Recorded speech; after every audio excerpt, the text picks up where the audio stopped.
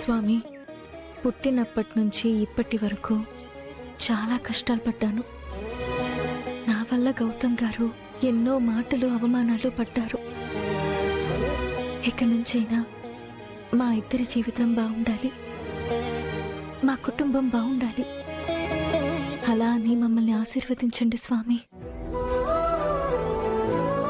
ఈరోజు గౌతమ్ గారు తన మనసులో మాట చెప్పాలనుకుంటున్నారు. అలాగే నేను కూడా నా మనసులో మాట ఆయనతో చెప్పాలనుకుంటున్నాను.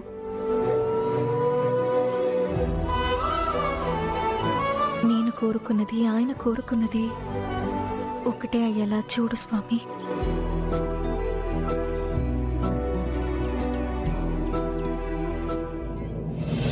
అన్నయ్య, త్వరగా జీలకర్ర బెల్లం పెట్టేసే అన్నయ్య.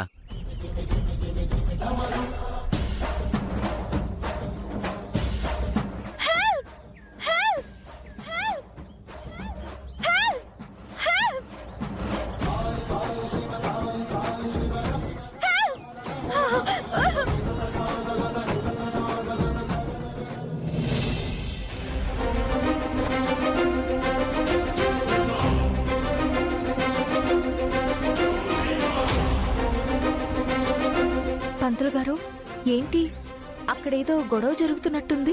అవునమ్మా, ఏదో బలవంత పెళ్లి జరుగుతోంది. ఎవరో దుర్మార్గుడు ఒక అమాయకురాలికి ఇష్టం లేకపోయినా బలవంతంగా పెళ్లి చేసుకోవాలనుకుంటున్నాడు. అదేంటి? అలాంటివన్నీ మీ గుళ్ళో ఎందుకు ఎంకరేజ్ చేస్తున్నారు? ఏం చెప్తామమ్మా, మేం చెప్తే వినే మనుషులా వాళ్ళు? రాక్షసులమ్మా, మమ్మల్ని కూడా భయపెడుతున్నారు.